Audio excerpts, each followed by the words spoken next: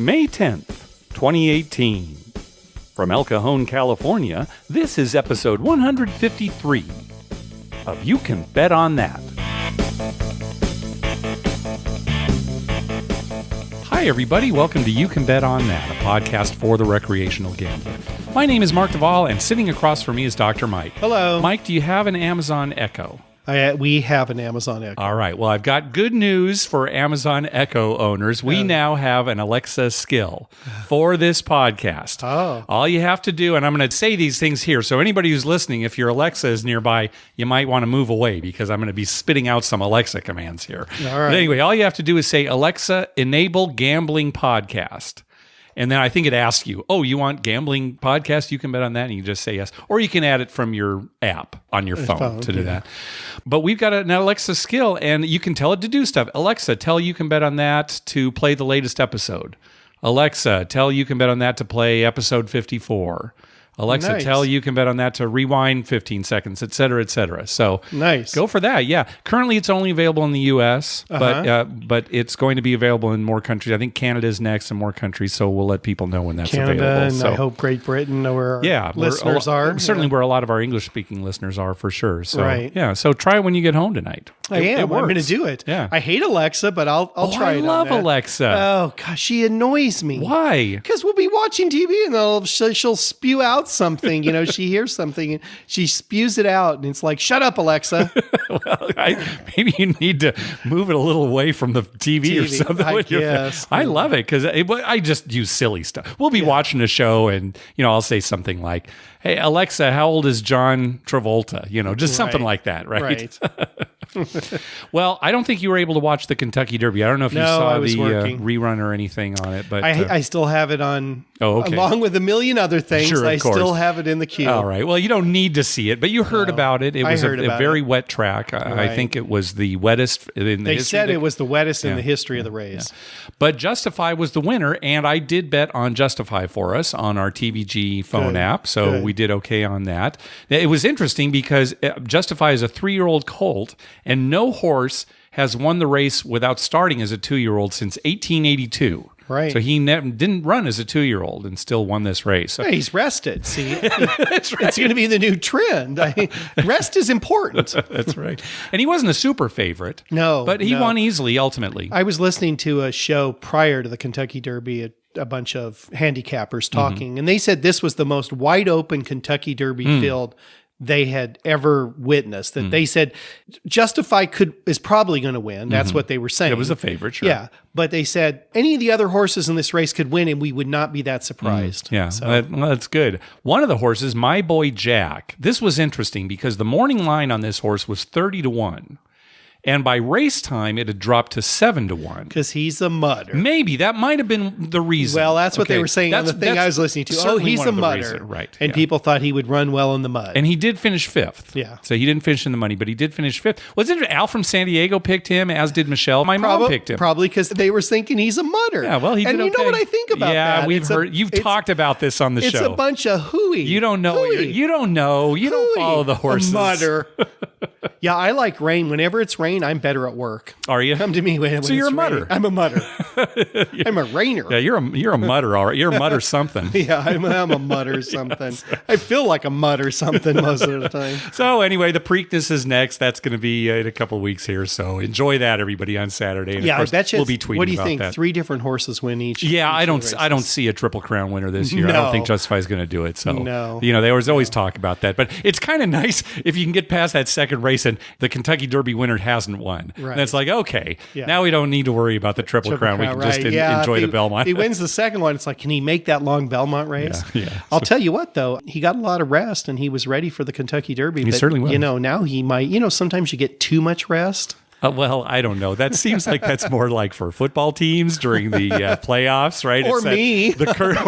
On Monday morning, I'm tired because I rested too much on Sunday. Yeah, you rested too much on Sunday because you're out of the casino till 4 a.m. the night before. Exactly. That's why you're resting. Maybe there may be some correlation there between the 4 a.m. and being tired of work on Monday. I haven't thought of that. I'll try to examine that this Sunday. Yeah, let's do some experiments. Let's use the scientific method, figure out if there's anything behind that.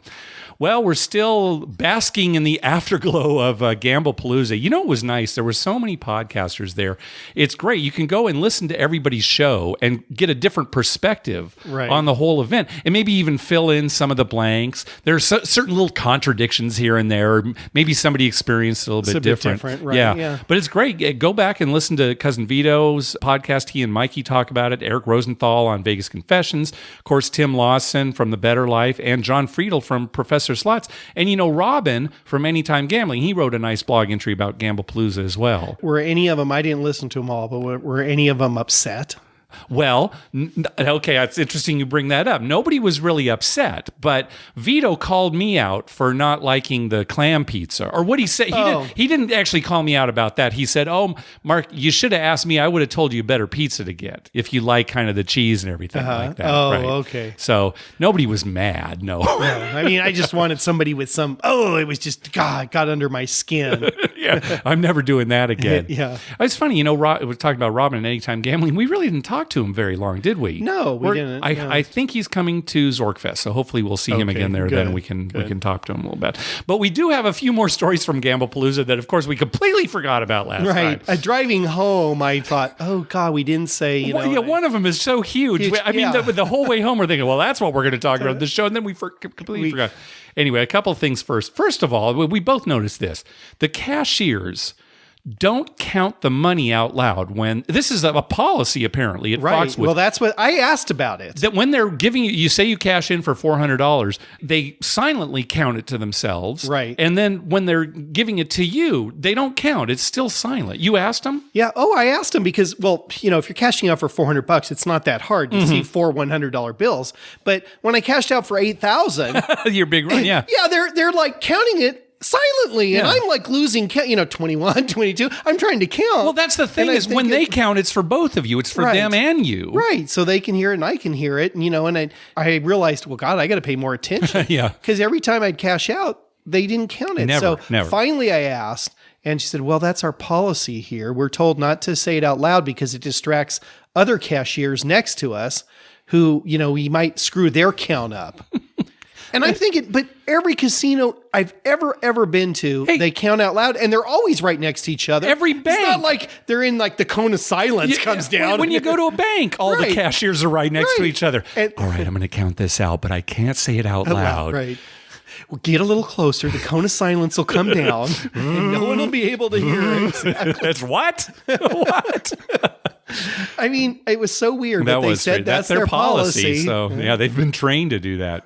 One little funny thing here, too, during the slot pull. I remember we talked last time, everybody who had a share in it got a chance to go up and press the button. Right. So I went up and pressed, and then your turn was right after mine, and you went up and you immediately pressed the cash out button. Yeah. I was the only smart one. I was ready to cash out. We need that money. Oh, so it was on purpose. You're saying it was on purpose. We should have divided that up right there.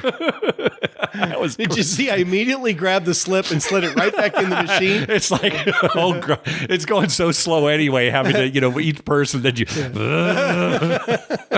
Man. I don't even remember what the amount was when I cashed out. I just real quickly put it back in. Put it back in. Another thing that I forgot to mention on the last podcast, it was so crazy. Mark knows this, and my family knows this. People talk to me all the time. I mean, strangers. Strangers, yeah. I'll be in a line, and, you know, they'll go out of their way to talk to me. It's not like I initiate a conversation or, you know, or we have some eye contact or something. They'll go out of their way to talk to me. And, you know, I don't mind it. Sometimes I think I just have one of those faces. People talk to me. But we're sitting in the airport. This is on the trip home. Yeah. Well, first of all, we go to order our food at the McDonald's. It's just a McDonald's, right? Just a McDonald's. Yeah. And there's a line. And the guy in front turns around to me and he says, how much time do you guys have? And I'm like, well, like 90 minutes. We had like an hour and a half still till our plane took off. I'm like, we got lots of time. We're not in a hurry. I'm thinking, you know, he's in a hurry, but he's in front of us. So, you know, what does it matter that we're behind him? And he says, oh, you going to Tennessee? No. I'm like, No. I mean, what? It's not like we were right next to a gate. Right. It was, No, it kind of wasn't in this food court area, so right. we could have been going What, is anywhere. everyone who have a 90-minute delay because they're going to Tennessee? It was the bizarre thing. And then he proceeded to talk to us. He talked to us the whole time. Oh, yeah, that's And right. then after we ordered, he came and sought us out to talk more. Yeah, I'll tell you, I went to that Chili's one time and it just took forever, so I don't do that anymore. Yeah, that's what he said. And he's like, the McDonald's is not bad. It's not bad. If you're, you need fast food, it's pretty good here. He's just going on and on telling us about his trip. So we get our food. We go to sit down. I'm thinking, God, don't let this guy follow us. We sit down by our gate, and I'm eating a hamburger. And one thing about hamburgers is I like a little onion. I don't want a lot of onion on a hamburger. You don't want it to overpower the because otherwise taste. all I taste is onion. I Okay. want to taste the meat. I mean, I ordered a hamburger because I want hamburger. All right. So I open it up, and there's like a ton of onion. And so I take about half the onion off, and I put it in the lid of the container, right? And a guy, an older man, sitting 3 seats from me. So there's me, and there's 2 seats, and there's him. He's like a third seat away. He pipes up and says to me, "You should eat your onions. They're good for you." That's exactly what you should eat. Their onions. They're good for you. I'm like, well, I am eating some onions. I just don't want this many onions. I had to explain myself. I just love thinking what went through his mind. Just turns over, sees a guy taking some of the onions off his hamburger, and feels the need to. That guy needs some help. Yeah, I'm gonna step in. He needs some help. He needs to know those onions are good for him. I'm like, shut up, Dad. I mean, what? It's so crazy. Yeah, you have that all the time. It even happened happens here recently. I can't remember exactly where we were, probably out at Harrah's. But yeah, people just start talking. People start talking to me all the time about the bizarrest things. And I've been thinking about this all day, and it's either one of two things. Either A, I'm approachable. I look like you have a friendly face. Yeah, I look like I'm not going to get mad or anything, and they just want to talk. Or B, it's like you said, people think this guy needs help. Yeah, that's he probably needs the a one. lot of That's help. probably it. I'm thinking it's B too. They're just like, oh, that poor guy. I feel so sorry for you. What's wrong with him taking his onions off? McDonald's is okay. It's okay. Yeah, you can eat at McDonald's. The food's not that bad. Oh my God. It just happens to me all the time. Now, I don't want to discourage people when we're playing crowds from talking to me. Oh, that's great. We'll go out for Zorkfest and people come up to you. Leave me alone. Yeah, Oh, please. that's Dr. Mike. No, I like talking to people. It's just, usually it's because we have something in common. Like they want to talk to me or something. It's not like, we both have 90 minutes to wait. That's right. That's just you. That's your lot in life. It is. One funny thing. Here's the story that we completely forgot about. So we're at GamblingPalooza and we're playing at Foxwoods, and it turns out we are generating quite a few points through their system that can be converted into dollars that we can spend at the resort.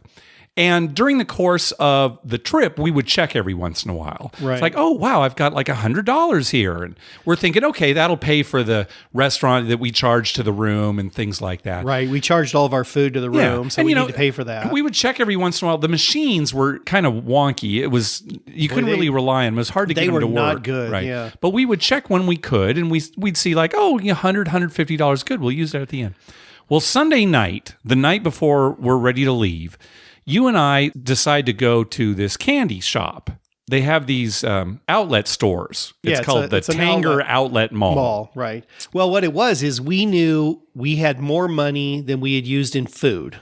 Yeah. So we thought, well, we're going to go buy some candy or something, because in the morning we wouldn't have time. Right. So we head over to the mall, the outlet mall, and it's like, 20 minutes till 9? I think when we actually were at the candy store, it was about 8:15. Oh, so okay. because we got the candy, and it's like, hey, can we use our points, the casino right. Yeah, points, we to weren't pay sure. for this? Because it looks like it's a separate mall. Like maybe Right. they aren't associated. But we said, oh yeah, we can. Yeah, I was surprised that you could use your points in the mall. Yeah. So as we're walking back, we walked past a Michael Kors store, and you went in to see if you could use your points there. Right. And while you were in there, the woman said, oh, I can find out how many points you have. Right. And so they did that, and you had quite a few more points than you thought. Yeah, I said, can you check how many points I've got? Oh, sure. You got $854. Right. Dollars? I'm like, $854? Yeah, you got $854. And I'm thinking at that point, I got to use this. Yeah, because now here's what's happening. I go in too. You tell me about this. I go in and I have like $200, almost $300. We thought we had a few bucks. We were going to buy candy and stuff, right? And so we asked, well, is it pretty much every place in the mall? And they said, yeah, but the mall closes at 9 o'clock. Right. So now it's 8:30. Right. And between the two of us, we've got to find a way to spend $1,100. So we are running around like crazy. I'm calling Sherry saying, well, what do you want? Here's where I am. Look online. And she's trying to find stuff. And, you're going through the store. Is, I know my wife likes Michael Kors purses. So I grab a purse that's like $350. Yeah. I take it up. She rings it up. And I look at the receipt and they took off $188.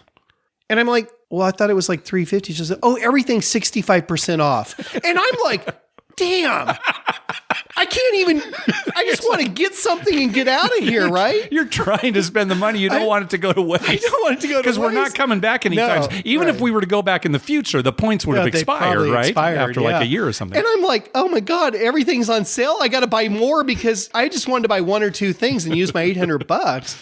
So, it was crazy. And I ran to a few other stores. Yeah, that's what I started doing. I was running to store because they were about to close. So I'm going over to the Gap and I'm going over to just every place trying to find stuff. I asked about gift cards because I thought, well, could we use this? I'll just get a gift card to like the Gap. No gift card. Yeah, that would have been great. Of course, they never do that. No, but oh my gosh, that would have been great. Oh, I would have just got one gift card. Oh, me too. Someplace like the Gap. Anyway, so I go back to Michael Kors. I ended up buying my wife and both my daughters a purse, even though my daughters are a little young for Michael Kors purse, but they can keep it. And I bought them each a watch. So they each got a watch. I bought my wife a wallet. And then we bought all that candy and everything. Right. That all came up. I used most of my $800. I left a little bit to pay for the food. Right. I did the same thing. It's funny because I called Sherry, is there anything you want? And she's trying to look online. She said, Mark, honestly, you and the boys need underwear and socks. If you spend all this on underwear and socks and bring it home, that will make me so happy. She won't have to shop. I'm running to, I had to go to different stores to find, enough and the right sizes and everything. I'm just running. So by the end of it, it's 9 o'clock. We're sweating like pigs. Oh, God. We were walking out of that place and I'm like drenched. I'm like sweating, and the girl who was at the Michael Kors store, I didn't catch her name. Yeah. She was awesome. She was, because I stood with you for a little while towards the end there. Yeah. She was awesome. She was like, okay, yeah, you can get some more of this or you can do that. She was telling me exactly how to get down to the dollar. Yeah. So, and my family was happy. Yeah. So my 12-year-old daughter's the only girl with a $350 Michael Kors watch in her gym locker during gym. I'm like, she wore it to school. I'm like, what'd you do with it during, gym class? I put it in the locker. That's right. The other kids don't know. It's like a $350 watch. That's right. They don't know what a watch is anyway. No. Well, it's jewelry now. That's jewelry. Nowadays, right? It's jewelry. Right. It was bedazzled with all kinds of stuff. Bedazzled. Yeah, I'll bet it was. Yeah, it was. All right, so that's GamblePalooza. I'm sure we'll have some more stories when we think of them coming up. Yep. Hey, thanks to everyone who's been clicking through our Amazon link. Remember, whenever you're going to buy something through Amazon, please go to our page first, youcanbetonthat.com, and click through our Amazon link towards the top of the page. All right, we got a lot of calls now. Let's go to our voicemail hotline segment. Remember, call our hotline at 951-292-4377. That's 9512-WAGERS. 9512-WAGERS. And maybe we'll play your clip on the show. First up is Steve. The audio is a little choppy, but I think you'll be able to understand. Hey, Mark, it's Dr. Mike. Steve from Chicagoland calling with a face-up Kaiba Poker follow-up. You guys discussed it a week or two ago, and I just played it, and I can confirm a couple things. One, it is at New York, and it is also at the Monte Carlo /park with one table each. I disagree with the conclusion you reached in that it is a great deal of fun. And I can tell you that if you are a Kaiba Poker fan, there is zero reason to ever play the original game, the normal game. Seek this out and play it. Not only is it a better odds, it forces you actually to think a little bit more. If you've played a lot of Kaiba Poker in the past, you can get in the habits and just set the card. You are kind of shaken out of that. I made the same stupid error twice, which is I had next to nothing in my hand, one pair, and splitting that pair into the high and low card hand would have forced the push that I just didn't see. So it kind of forces you out of your Kaiba Poker kind of mechanical robotic stupor, which if you play it a lot, you can go into. It's great. One thing you didn't mention that's a difference from the game is you cannot act as the banker. That doesn't affect me at all. I never chose to do that. But the no commission really just makes it a pleasant game. One of the things I didn't like about the original game was always making the change and paying the commission, and it just didn't feel like a good part of the game, and that is now gone. First time I played it, probably played 15 or 20 hands before we saw the first ace high pai gow that forced the push. But it's a push. I mean, half the hands in Kaiba Poker are a push, so it's just one more. You don't even have to look at your hands when the push comes up to break your heart if you see you have a monster hand. Great game. I hope it replaces Kaiba Poker, old school, everywhere. I think you guys mentioned it's got about a 1.6% house edge, which is spectacular for a carnival game especially. It also moves at the same slow pace as the original pai gow, so if you're looking to just kind of kill some time and BS with the guys at the table, it's a nice pace of a game. So highly recommend it. Seek it out and play it. I hope this one sticks around for a while. Thanks, guys. All right. Thanks, Steve. Yeah, we did not mention that. You cannot be the banker in face-up pai gow poker. In fact, any of these pai gow poker games that are non-commission that we've talked about, like if the dealer gets queen high, any of those games that are non-commission, you cannot bank. Yeah, well, that makes sense. The only reason you can bank in regular pai gow poker is because they still take the commission. They still take the 5%, even when you're banking. Right. And the reason to bank is that you get the copy advantage. Right. So any of these non-commission pai gow if they're not going to take a commission, you'd want to bank all the time. That's right. You could make a living at it. Sir, it's somebody else's turn to bank. You get 5-6 guys, pull all your money together, go up to a table, and I'll take your turn banking. Yeah. You can't do it though. Why are you even bringing this up? I know, but I mean, I wish I could fly. That's why you can't do it. Okay, I got you. We got another call. The house would lose some money on that. Absolutely. We got another call about face-up pai gow poker. Gentlemen, my name is Alan. I'm calling from Des Moines, Iowa, and I just discovered you all, and I love it. But hey, I just heard your podcast on face-up pai gow poker, and wanted to just throw in a couple of things that you guys did not mention as far as how the game goes. Now, regular pai gow. And in regular pai gow, you can bank, and that's how the player can turn an advantage. But a lot of people don't like to bank. And short of banking, they're left with facing a house advantage of about 2.72%. So the fact that face-up pai gow is only 1.6%, I think some people like that as far as the carnival games go. One other thing you didn't mention as far as what you do with the pairs and would you split the pairs and things like that. There's one other thing that happens in face-up pai gow that never happens in regular pai gow, and that is you could have a situation where you have a pair of aces or a pair of kings, and the dealer happens to get a queen high or a king high. Now, you would never split a pair of aces in a normal game of pai gow, and so you might be left with a pair of aces on the bottom and a bunch of garbage at the top. But there have been occasions where I have, or I've seen others split aces or split kings and win with a king high on the bottom. That's a little bit higher than the king high that you play on top, as an example. So that's one other thing besides splitting pairs that happens. But you are right. There is not a whole lot of thought to it once you have your dealer showing what his cards are. It's just a matter of it's a carnival game that, as you know, you can play for a long time with any pai gow because of all the pushes and things like that. You just get a little better advantage. Anyway, I hope you guys had fun at GamblingPalooza, and take care. I look forward to listening further. Yeah, thanks, Alan. That is something that didn't occur to us. Right. And kind of going back to the example that Steve was talking about, let's say you've got a pair of aces with a queen jack. Nothing else, no straight or flush or anything. Well, of course, you're going to play a pair of aces in the 5-card hand and queen jack in the 2-card hand. Well, what if the bank has a straight, some small straight, with a king queen in the 2-card hand? Right. Well, if you were to play, you would lose that way. So in this case, you would split up your aces to get a push. Your ace high behind loses, but then you can play ace jack, say in the 2-card hand, and then it's a push. So, and in his example, it'd be, you could split it to win if the bank had a king high or something, Two things I want to know about. Okay. Number one, how's the casino rate face up pai gow? Oh, you mean as far as your comps and stuff? Who knows? Nothing. Well, betcha.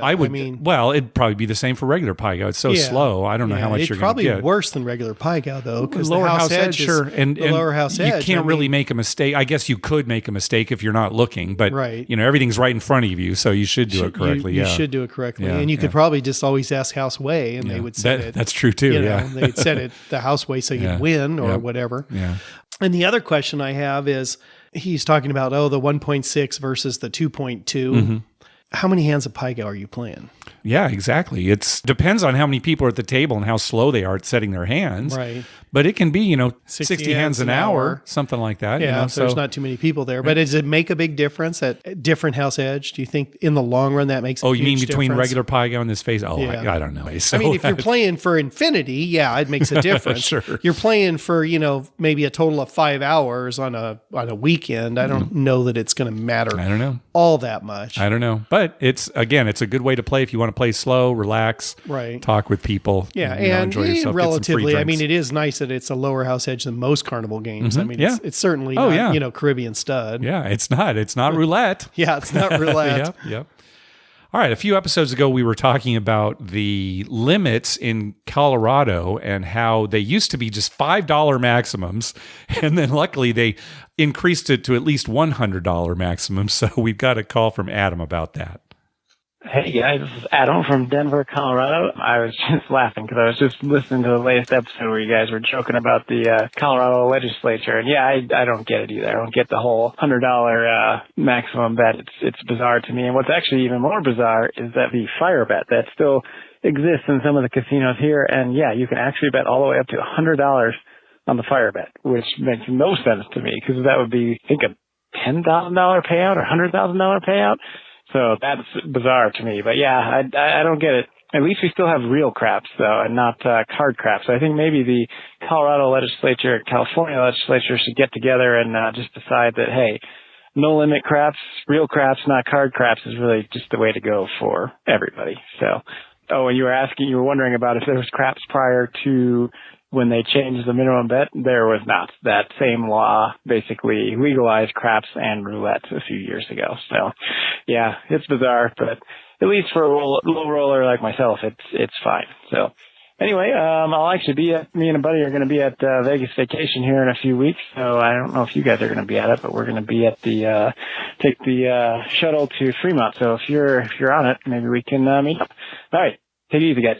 Oh, very good. Yeah, so we'll see you at 360 Vegas Vacation 6. We'll definitely be at the meetup at Luxor at 3 o'clock on Sunday. Right. I don't know if we're going to take the limo with everybody downtown or not, but we'll definitely go downtown. We'll definitely be downtown. Yeah, we'll be part of all the group gaming there. Yeah. And then, unfortunately, we need to leave the next day. We can't stay for all of 360 Vegas Vacation. Yeah, but 6. We're leaving in the afternoon, right? Yeah, we're leaving in the afternoon, but the festivities really on Monday don't start till around noon. Yeah, so we'll talk about this a little bit more at the end of the show. We'll be available for people. Though. Yeah, that's right. I will be. I don't know. Yeah, that's right. Yeah, that's right. Hey, just real quick. Yeah. We don't have to worry about card craps in California anymore because that new thing that's going to be on the next ballot where they're going to divide California into 3 separate states. Oh, yeah, that's right. So we got to push hard. We're going to be, they want to call our area Southern California. Okay, which makes sense. Yeah, there's Northern, Southern, and then there's this, what do they call it? Fresno? No, Fresno's part of us. Oh, part of us? Fresno's part of Southern California. It's weird. If that's you look great. how it's drawn up. I haven't looked at it. Okay. Yeah, look how it's drawn up. It's San Diego, and then it goes up, and it takes Riverside and San Bernardino, and it goes up and captures Fresno and all that. All right. And then it's the coast cities like L.A., Santa Barbara. They're called like New California or something. Okay. And then there's Northern California, which is like above Monterey and up. Okay. All right. So when they do that, we got to push hard for the new legislature in the new Southern California. Okay, good. It's a little more conservative. Maybe they'll go for real craps. Oh, that'd be great. Because I was thinking, Adam, if California and Colorado legislatures got together, what we'd end up with is $100 maximums and card craps in both states. It wouldn't work the other way. Yeah, no. That's the way it would go. No, especially the way California is now. Yeah. Now we're going to get a new California. We're going to have 3 states. I love that. All right. Well, there's another call about Oklahoma coming up soon. We'll actually talk about craps craps and roulette. But can you imagine? Yeah, $100 fire bet, that would pay $100,000. $100,000. Yeah, unless there's some cap on what they can pay. Well, there'd have to be. Wouldn't you think? Well, I don't know. Right? There's because it hits every once in a while. $100, but who's betting $100 on the fire bet every time? Yeah, me. Yeah, Dr. Mike is. He's already made his flight reservations for Colorado. So yeah, I'd at least $25-50. Yeah, and maybe once you throw out 100, like it's okay, I'm shooting, I'm going to go for it. Right. All right, let's hear from Kelly. Hi guys, it's Kelly from Utah. This week, I was wondering if you are aware that there are some YouTube channels where players will video record their slot play. It seems like a lot of them are in Southern California. One of the real popular ones is a guy named Brian Christopher, and it seems like he plays at San Manuel quite a bit. In fact, a lot of people play at San Manuel. I don't see as much at Harrah's because I get the impression that Harrah's isn't real keen on people video recording their play for whatever reason. But I was wondering if you ever see anybody at your casino recording their slot play, and if you know any of these YouTubers. And my other question is, I was wondering if your sister, Mark, if she has any good slot stories, if she's had any good hits lately, and if you were planning to have her back on the show to tell those stories, because I really enjoyed it the last time you had her on. All right. Oh, and another thing is, I think Dr. Mike finally picked a winner, Villanova, in the NCAA championship. I thought he picked them real early on, so yay for Dr. Mike. All right, guys. See you later. Thanks. Bye. Yeah, I don't think we did talk about it after Villanova actually won. I think the episode before, you were saying, I picked Villanova when they'd made the Final Four. From the very beginning, I said Villanova. So, yeah, congratulations on that.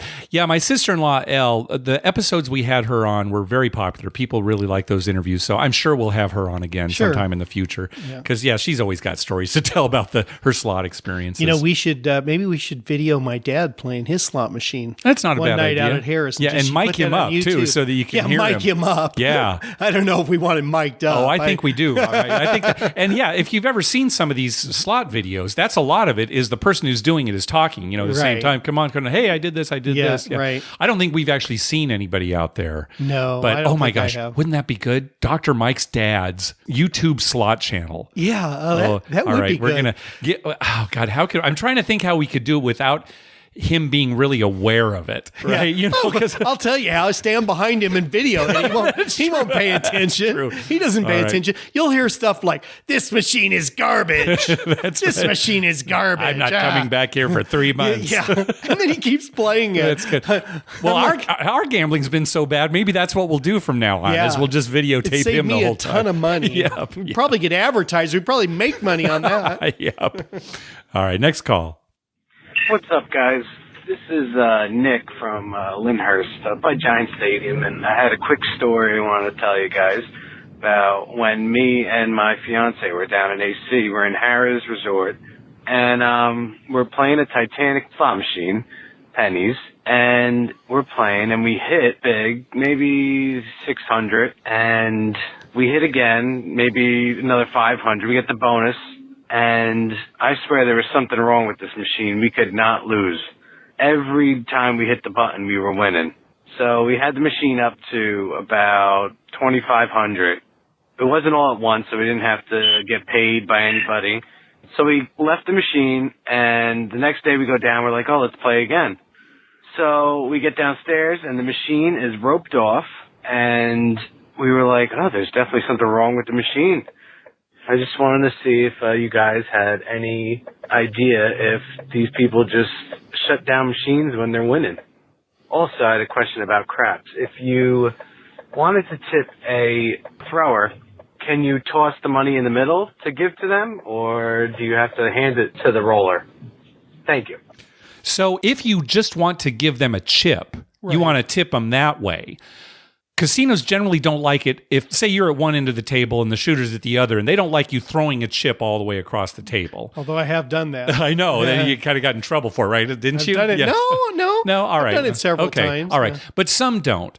Again, yeah, you could walk around and give it to them. Maybe you could give it to a dealer and Usually I wait till after the roll. I walk around and give it to yeah. them after the roll. But if you're actually talking about making a wager for the shooter, Right. then you can do, all you have to do is, toss it into the middle and say, okay, heart 8 for the shooter. Right. And they'll put it there. So And they'll book it. Right. It does not have to go to the shooter first. You can just make the bet for them. Right. Yeah. So any bet you want to make, just say for the shooter. Directly tipping, just wait till the roll ends and walk Yeah, around. I do that quite often. I just walk around and give them a little bit, especially if it's been a profitable roll. Yeah. Now, this Titanic machine, is that a huge slot machine? You mean, Or is it Titanic the movie slot it's Titanic the movie slot machine. Because he said Titanic slot machine. I'm like, wow, it's one of those huge monster Big Bertha machines. Who knows what happened in this case? Sure, certainly casinos are paranoid about that kind of thing. So if they felt that maybe it was paying out, they would just turn it off. Maybe, unless they were actually going to look at it, open it up and look at it, and they didn't want anybody walking up to it. Yeah, who knows? It's impossible to say in this case. Yeah. It could have nothing to do with the fact that you won a bunch the night before, just a coincidence. But. Yeah, well, and it could have been some player requested it. Some big player requested it, and they just roped it off. That's so true. No one would if it was only roped off and nobody else was around, that's possible. Was it still on? Yeah, that is a good point. Because you've seen them where they turn a machine off, and I always think, well, it's broke, but who knows why they turned it off? Really? Yeah. All right. Next up is Matt. He's got some reports from Lola's, which is at the Hippodrome in London, and Victoria Casino. Hello, Mark. Hello, Dr. Mike. This is Matt from Portsmouth in England. Calling in relation to a trip report, recent visit to Lola's in London, which I know you've had people talk about on the show before. I also took in the Vic purely to scratch the want to play craps, really, ahead of a trip to Vegas in September. A couple of things to say about really for people who know you've got a few listeners from the UK, some of which they may know this, some of them may not. Lola's, brilliant as usual, been there a couple of times. The crews are excellent, very engaging. It's about as close to playing craps in the US as you're going to get, including the cheers when people hit a point or a good number, whatever it might be. The Vic, on the other hand, well, the less said about that, the better, really. It is like a mortuary. There's no other word to describe it. People who've clearly been playing there for years, and I get very upset when they lose £3 or even £6 if they're really feeling generous. And frankly, the crews aren't interested. All they're interested in is talking to each other, and a really disappointing experience there. It was Sunday this week. But the main thing to call about was a trip yesterday up to London, to Lola's again. My wife is on holiday, so I've had the chance to go up. Spent a couple of hours there, was a couple of £100 up, and feeling very pleased with myself when the sort of roll I hear some of your callers call in about hit. A guy to my left got the dice. I had an initial bet of £5 on the line. It's only double odds, so I had the full odds, but it was only double. I had inside as place bets, and then this guy went on an absolute heater. He hit almost everything. The highlight was when I managed to press my numbers up and had every number, and I'd hit a hard 8, and I followed Mark's advice of collecting and not going mad like Dr. Mike. But once it hit again, I parlayed the lot. It managed to get itself up at 9.5 to 1 to somewhere around the £60 mark. I hopped the hard 8 for £10, and in it came. And the guy just carried on. And by the end, I think I'd had a £100 buy-in. I'd cashed out after tipping the dealers a significant amount. I ended up with £1,700. So it was an absolutely fantastic night. And I walked away. I was going to stay a little bit longer, and I thought, you know what? No, let's just leave and let's put the money towards Vegas in September. So just want to let you know that. The only other thing I better mention before the 3 minutes is if you do end up at the Vic, it's only single odds behind the line. It really is really not very good. Anyway, hope you are both well, and I'll speak to you soon. Hopefully catch you in Vegas sometime soon. Cheers. Nice, Matt. Congratulations. That's a good hit. That's a nice win. Those hopping the hard 8, too. That's sweet. Hopping the hard 8. That is sweet. I got into a Twitter discussion about London Craps, and the overwhelming opinion echoed that of Matt's, that Lola's at the Hippodrome is great. In fact, even Eric Rosenthal and Michael Traeger talked about it on a recent episode of Zorkcast. And the Vic, not so good. Not so good. So, yeah. And speaking of Lola's, don't forget Bunfest is coming up in London on Saturday, July 21st. Hopefully you're listening to the Vegas Bun Boys show. He'll have more details about that. But a lot of people are going over there for Bunfest. Nice. I wish we could, but it's just not going to work out. Wish we could too. I've never been. I know. Speaking of casinos in other countries, let's hear from Doug. Hi, Mark and Dr. Mike. This is Doug, 2 pair of 7s from Houston. I've emailed many times, but it's my first time calling. I hope you guys are having fun in GamblingPalooza. I heard Han's message about Singapore, and I think he gave it kind of a bad rap, and I wanted to kind of give you guys my opinion, which is more positive. Actually, it's a great place. It's very child and senior citizen friendly. There's lots of things to do at both of the resorts. There's the Marina Bay Sands and the Resorts World Sentosa. There's like a garden, aquarium. Universal Studios is at Resorts World. So there's lots of fun things to do. But on the gambling aspect, what he missed talking about in Singapore was the craps experience. Now, on the one hand, the dealers are very picky about how you roll, so that's one thing that's negative. But what you guys would enjoy for Dr. Mike, there's actually a 50,000 Singapore dollar maximum, while there's only a 10 Singapore dollar minimum for craps. 10 Singapore dollars is about $7.60 right now, so that's a pretty good spread, and it's a fun time. And they have 50 Singapore cent chips, so they'll make the VIG exact. Actually, I tried to press my $10 to $75 buy bet, but they wouldn't let me do it because the VIG didn't come out to exactly 50 cents. So that's something else that's kind of unique there. They do have all of the middle bets, but no hot bets, sort of like on a cruise ship. But it's either a 5 or 10 Singapore dollar minimum for the hardways. The other interesting thing is with the exchanging the money is that they have a pretty decent rate if you want to change your dollars into Singapore dollars, but they won't let you exchange it back, so you're kind of stuck with the Singapore dollars. Something weird too is that if you're a Singapore resident and you want to play in the casinos in Singapore, they charge you a $100 fee every 24 hours. Also, when you walk into the casino, you've got to check in all your bags at the front desk and give them a passport. I know the guys from Julian from Vegas Confessions, he wouldn't have to worry about being escorted out with his bags. You know, he could just check them in right away. So that's it for now, but thanks a lot. I think I'm out of time. Talk to you guys later. Bye-bye. Yeah, people who may not know that reference. So Julian at Vegas Confessions had an issue with having his backpack in the Diamond Lounge at Paris. And it was this big to-do, and I don't even want to talk about it because the story is so aggravating. Well, it's stupid. It's awful. It's awful. But if you really want to know, go back and listen to Vegas Confessions. They also talked about it on Faces and Aces. It's actually... I shouldn't say it's stupid. It's unreal. It doesn't even make sense. Let's not even talk. Honestly, yeah. It was so painful for me to just hear the story. I don't want to relive it. All right. So let's just leave it at that.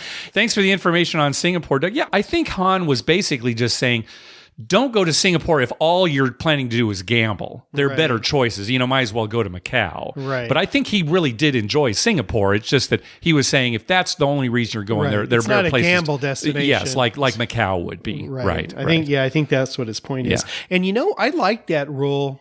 I say I like it. I wouldn't like it if it was here, but I do like that residents have to pay because it keeps people from, blowing their check and that's true. It kind of protects It kind of protects them a little bit. I mean, not that I think we need to be regulated any more than we are, but I can see that being a decent rule. Well, I'll tell you, Mike, in the future, every time we go up to Harrah's, just give me $100. I do anyway. What are you talking about? All right. We were talking about Oklahoma casinos. Let's hear from Garrett. Hey, Mark and Dr. Mike, this is Garrett from the Arkansas, Oklahoma area. I've called in a couple times and talked to you about some different stories. I have some exciting news about Oklahoma gambling laws. They actually just changed some of them, and so a lot of the casino players have been really excited about the new rules. We used to not be allowed to have any dice game or ball games. However, they did have a modified roulette that used a wheel with cards. I think that may be similar to some of the casinos over in your area. I believe you said there's some modified games. That way they can get around those laws. But they actually just changed it to where now we can have dice games and we can have a proper ball on the roulette wheel.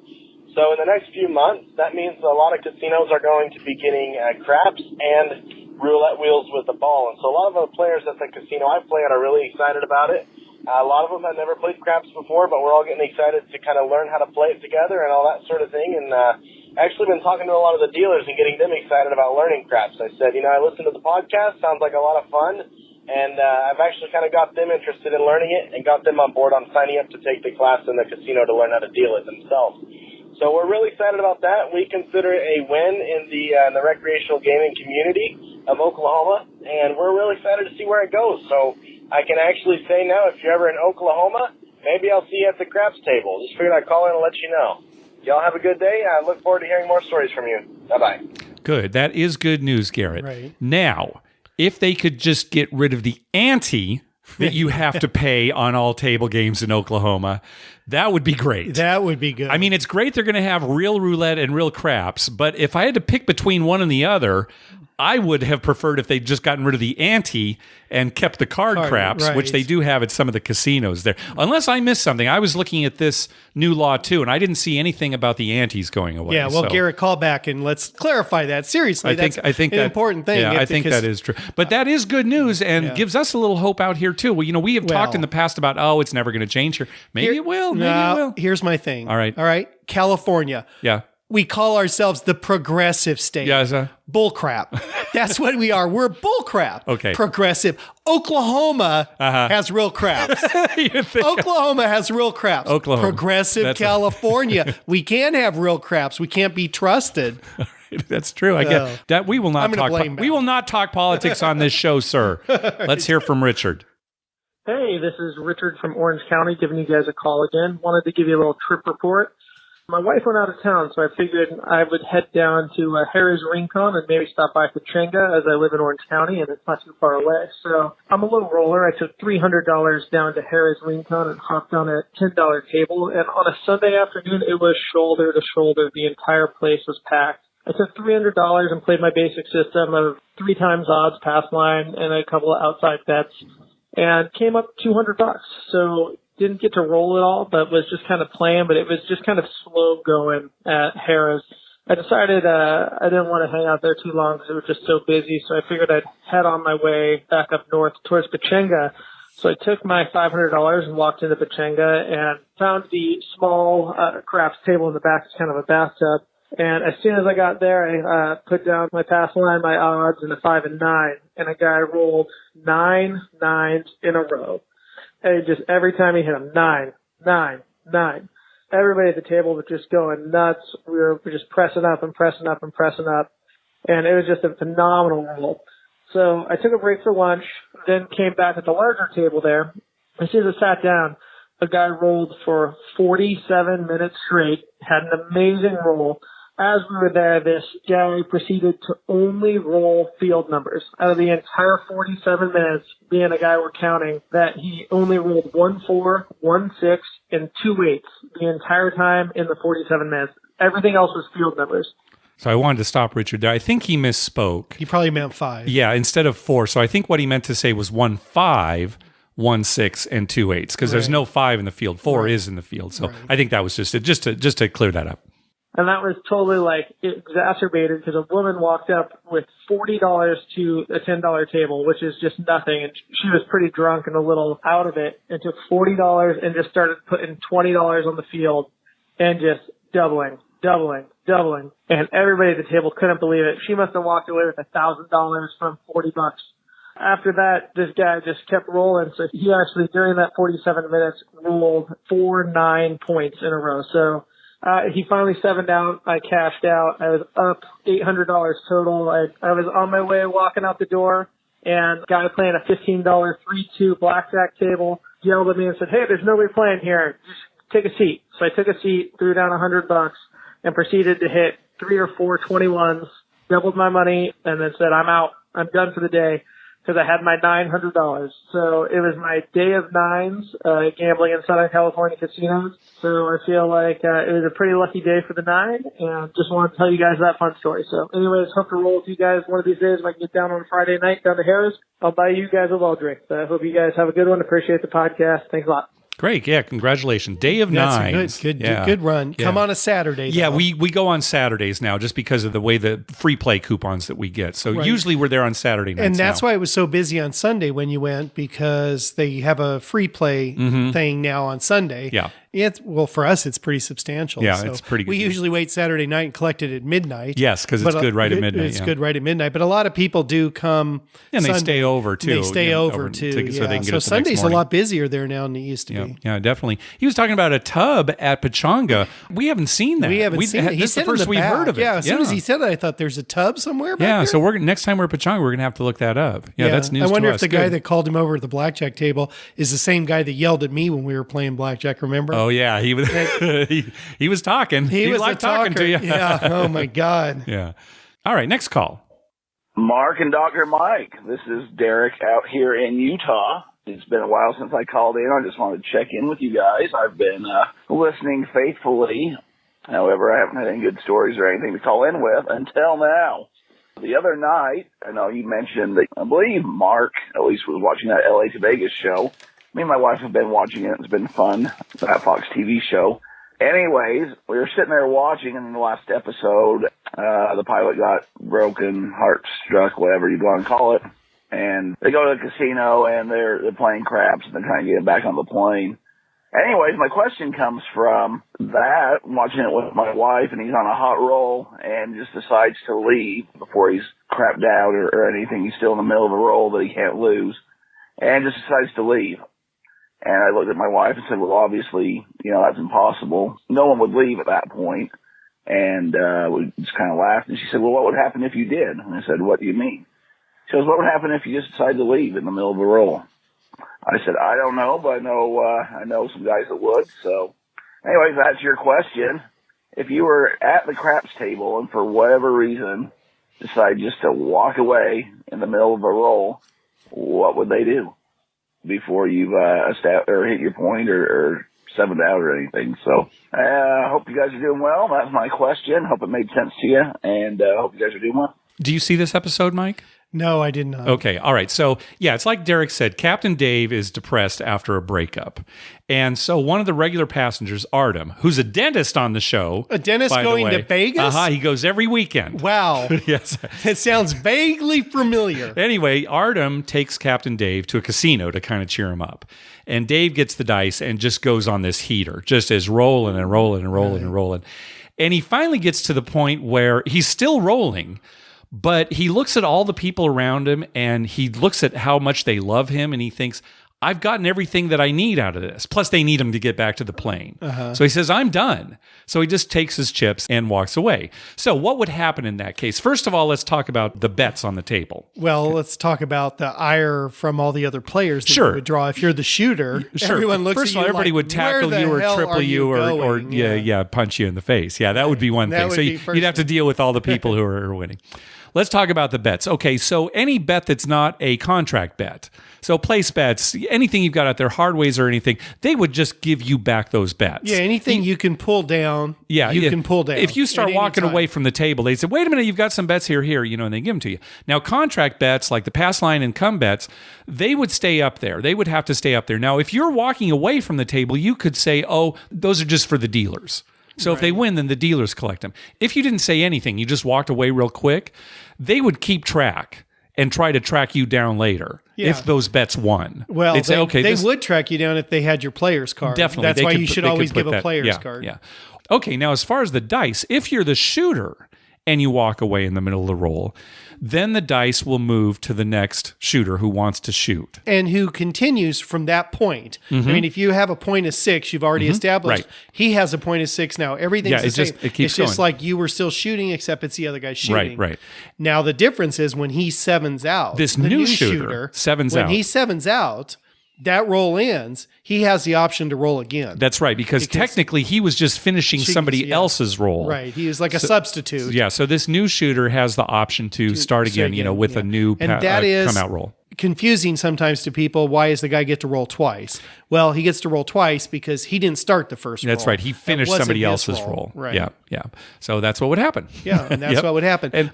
But honestly, I mean, we've seen it a million times. Well, someone will walk away. It's usually somebody who's unfamiliar with the game. They're rolling, and maybe on the come out, all they've done is make pass line bets, and they're coming out and they roll a 3. So they lose their pass line bet and they just walk away. Yeah. Well, it's still their roll. Yes, right. And he might have already made a couple points. There might be come bets up there. There might be whatever place bets, but they just leave. Yes. And that happens a lot. Does it? I don't know if it happens a lot, Mike. I've seen it quite a bit. Well, we've seen it because we play a lot of craps, but right. you know, typically you don't see it. All right. Most people wouldn't see it. We see it because we are at the craps table. Yeah. Some portion of our lives. Some portion of our lives. Let's talk about bubble craps. Hey, guys, forget about it. All right. Hey, yeah, this is Stewart calling from Virginia, Danville, Virginia. Actually, I'm from Queens in New York, though, originally. I wanted to ask some questions about the Bubble Craps game by, I believe it's a ruse. It's called Shoot to Win, and what you guys think of it. I live about 4 hours from Cherokee, North Carolina, and I go down there sometimes. I'm a big craps player. And I also play Baccarat and a little bit, well, not much roulette, but I want to ask you guys some questions. I somehow found you guys through a craps forum, and they were saying you were talking about the bubble craps. These craps guys on this craps forum are saying they think there's magnets in the bottom of that thing that shakes on the shoot to win game, which I'm pretty sure it doesn't, because most people are wrong when they pick a play anyway, whether it pass, don't pass. A lot of times they're wrong, so they don't need to cheat to make money. They just need people to be guessers, and guessers lose a lot. So, love to see if you guys can help me out with this and make it a great day. Thank you. Bye-bye. Yeah, these shoot-to-win craps machines, they're big old machines. No doubt they have some magnets in them. Right? Yeah. Big machines like that. No doubt they have some magnets, but they are not magnets that determine the rolls of the dice. Right. And I know people, have you seen the way those dice move? Like right at the end, they'll make that turn. They're just dice. They're big old dice, and they're going to make moves like that every once in a while. Well, Stewart hit the nail on the head. The casino does not have to cheat. That's right. The odds are in their favor anyway to begin with. And even when things are going good for the player, there's still the gambler's intuition that kicks in. People up their bets and end up losing even on a hot roll, right? Yeah, right. Because we as gamblers do things sometimes that are to our detriment. Sure. Right. And the casino knows that. We know that. And we're just hoping, to beat the odds. But in the long run, the casino's always going to win. So why would they cheat? And why would the company making the machine make them that sophisticated and collude with the casino to the point where the casino is adjusting stuff to... Now, it's just not worth it. Plus, if that were the case, if the rolls were not completely random, an AP would be able to take advantage of it. See what's going on and get a group and take all the positions at the table and make the bets accordingly so they're guaranteed to win. Right. Yeah, it's, a lot of bring your own magnets. People have conspiracy theories, but no, there's... it's not illegal to wear magnets on your wrist. You can say it's for health reasons, and then you can control the dice in there. Yeah. You're just dancing I around guess so. the machine. I dice. You see what I'm doing now? All right, let's hear from our buddy Marty. Hey guys, Marty from Northern California. Just got done listening to this week's show. Another great show as usual. Hey, one of your callers had some questions about wacky calls he hears at the dice table. Got a couple of them. I think you guys are old enough to remember a pair of squares being Ozzie and Harriet. No one who was born after about 1970 probably has ever heard that. Now what you hear a lot of times is when somebody's looking for a hard eight, they're looking for Donnie and Marie, a pair of squares. And then a call that I heard, I've only heard it once, and I heard it at the Cromwell about 6 months ago. A hard 10 came out, and the dealer says, 10, 10, 10, the big one on the end. Bigger than Jupiter and Mars, but not Uranus. Hope that doesn't get you an explicit tag, but I thought it was an interesting call by a dealer. Have a good one, guys. Love the show. Yeah, I guess it's interesting, but I mean, Jupiter's the biggest planet. Uranus is not as big as Jupiter, so that's my problem with the call. Your problem is the science behind it. That's right. It doesn't make any sense. Oh, and a hard eight, you probably heard it called the Star Wars roll, right? Yeah. May the fours be with you. We had a guy who used to deal said that all the time. Just got such a kick out of it. Such a kick out of it. It kind of annoyed me after a while. It's like, okay, we've heard that before. Right. You know what my wife likes to say a lot is, come on, in the points age, she'll say, come on, let's see that hard eight. Nobody likes a soft one. Yeah. And that, I kind of get a kick out of that. I'm going to start saying that now. Yeah, you just start saying that. Come on, give me that hard eight. I don't want a soft one. That's right. Soft eight. Oh, well, I won on the line. No, Mark, you're missing the point. All right, fine. All right, one final call. Hey, guys. Ryan from Las Vegas. Just gonna call and tell you, I was just in California. I'm actually headed back right now to Vegas. I was out there for the Country Festival Stagecoach out there in Coachella Valley. I had a good time out there, was on our way back, and everybody's trying to leave at the same time. So naturally out there off the 10 freeway, we stopped at Morongo Buffet. The people that I was with weren't really gamblers, so we just ate the buffet, and then afterwards the traffic was still bad, so a couple of them wanted to go get massages, so they went to go get a massage, and naturally me and my buddy went over and played some blackjack for a while. I was getting killed. I was down, a couple $100, and I didn't want to lose more than that because then I'd feel like I just came out here and just blew my money already on the ticket for Stagecoach cost $300 something plus the Airbnb and everything. It all adds up. $15 beers at the place. It definitely adds up. Well, I was playing and got down to my last $50. I played $25 on the hand. I played $25 on the buster, and I won a 3-card bust, and it pays like 2 to 1, so I got like $75, and then I did it again, and it happened again, and then so I had like $250, and I was still a couple $100 down, and I just put 100 on the buster and 100 on my hand, and then what do you know? The guy hits an 8-card bust. Wow. Paid for my whole trip, paid for everything, my ticket, my Airbnb, everything, gas money, and I'm going home with plenty of money. So it was a good trip. People even said, you live in Vegas, why do you gamble when you come out here? Like, just because it's a lifestyle. I can't just stop gambling just because I come out to California for a couple of days. Anyways, I wanted to share that with you guys. Hope you guys had fun on your trip, and I'm headed home to watch Game 3. Go Vegas Golden Knights. Talk to you guys later. Yeah, here come the Knights. They're in the championship for the West. Yeah, they're in the West championship now. Yeah, I hope they. Yeah. God, I so badly want them to win, and it's not just because they're Vegas and I like hockey. It's because they'll be the only expansion team ever in a major sport to win their first year. Well, and I maybe I already mentioned this on the show too. I want them to win so that we can absolutely say that San Diego is the most pathetic sports city in the world. So that's what I'm looking for. I don't need you don't need that to happen to say that because it's true. Boy, $100 that Buster Blackjack on an 8-card bust that can pay. I'm not sure what the pay table is at Morongo, but that's 200 to 1, or it can be 250 to 1. Right? Wow, that's quite a hit. Bucks. Beautiful. Congratulations, Ryan. That is great. Yeah, that's fantastic. All right.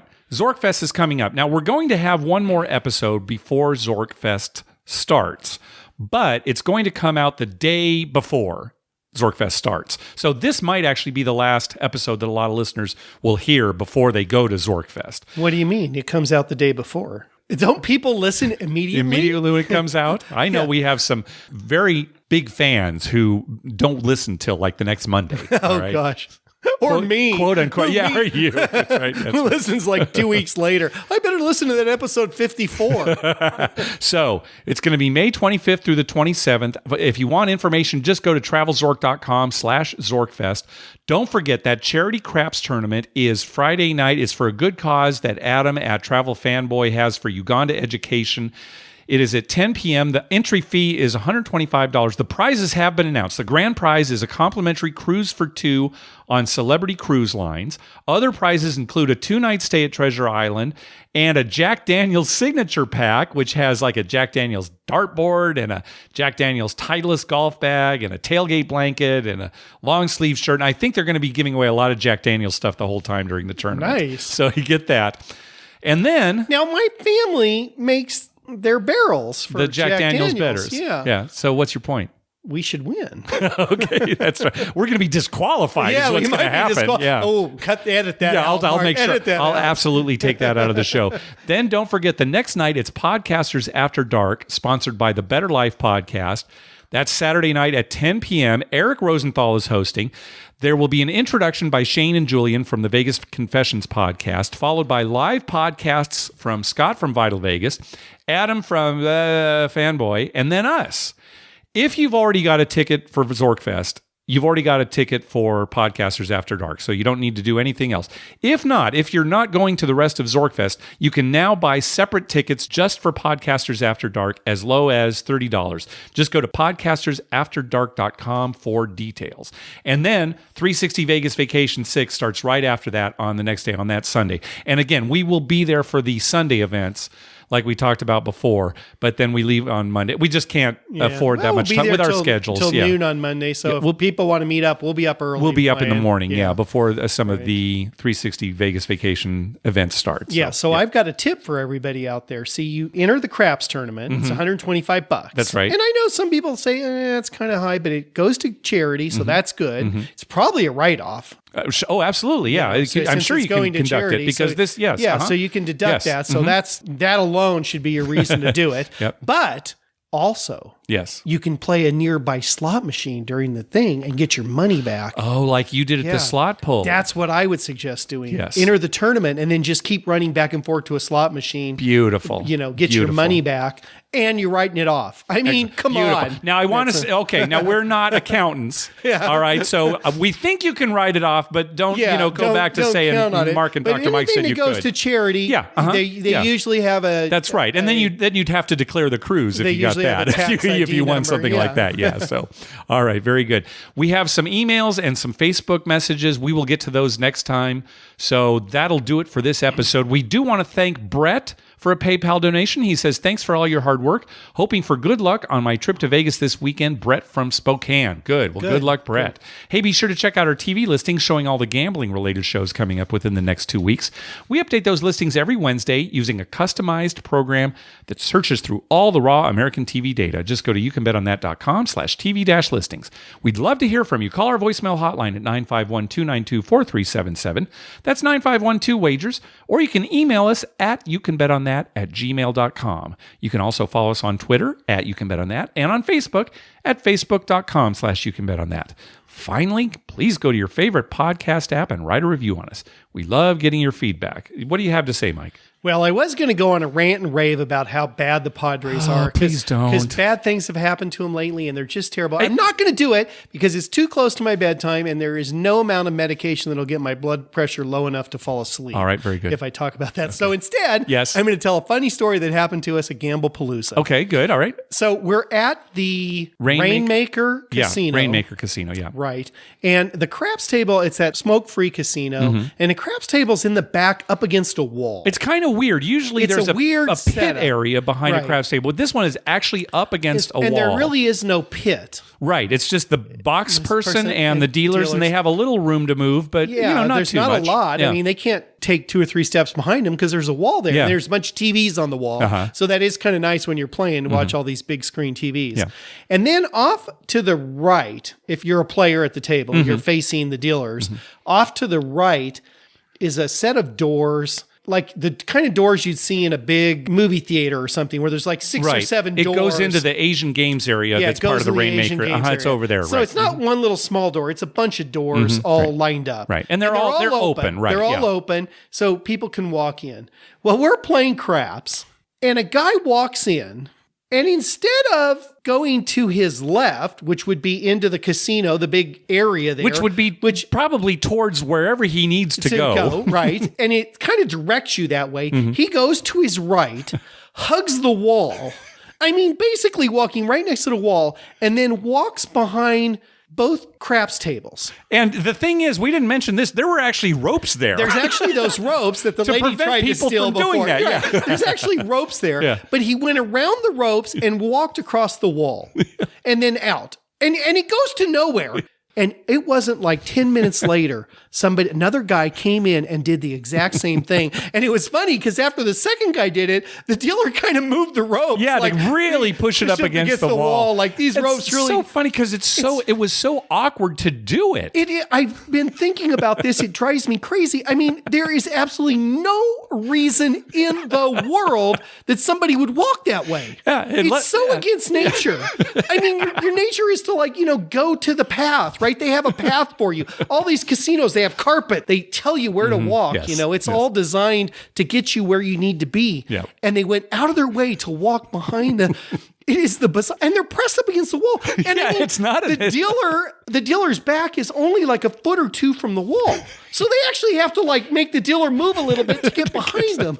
Who in the world would do that? Well, at least two people. Yeah.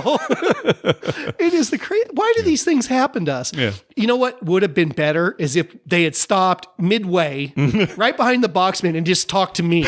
That's right. Just talk to me. That's right. Hey, you know a good place to eat? Line your chips up better. They're kind of messy. That's right. Move on. All right. Anything else? No, I'm looking forward to gambling. Yeah. I mean, never mind. Yeah. All right. Good night. I'm looking forward Thanks for to listening. everything. Good night.